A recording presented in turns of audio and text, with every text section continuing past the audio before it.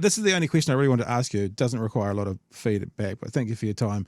Imagine you've got the most salacious, the best bit of news / gossip, whatever you want to call it, about either Dave Rubin or Tim Pool.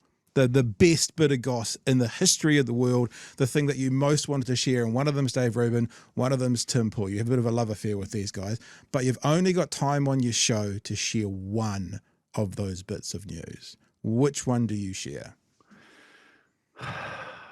It's the real question at the end of the interview, Sam. You know, that's a good question, and I'll tell you why it's difficult for me to answer.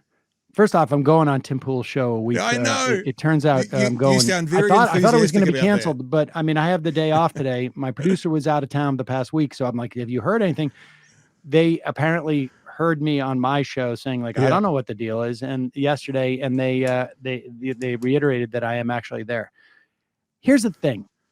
I don't care about either one of these guys. Right. And the way I would make this decision is which one is more relevant.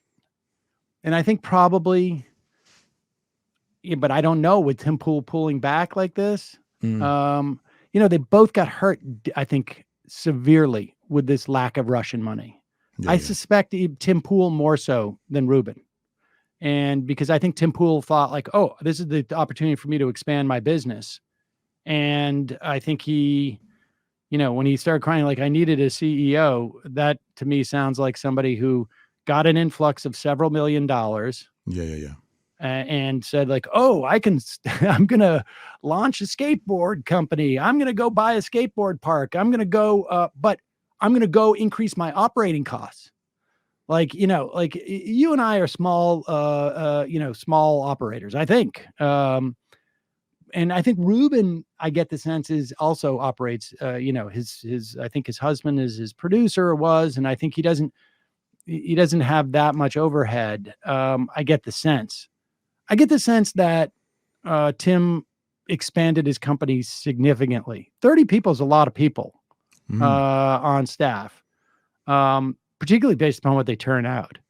And I think you don't complain about your staff being lazy unless you feel like you're paying too much money out the door relative to what's coming in, right? Like, you know, if I'm making money, I'm looking around at my, my staff and I'm going like, well, I don't give a shit, whatever, like we're fine, don't, whatever, don't do. So he's overstretched himself, you think, financially based on the Russian money, and that's an issue for him. I think so. And so, but I still think probably Tim Pool is more, relevant than Rubin these days. So I would probably say Tim Pool, but I try and be joyful about these things, on my show. But, the fact of the matter is I could care less about either one of them. All I care about is making it harder for them to do what they think they are doing. Yeah. That's all I care about.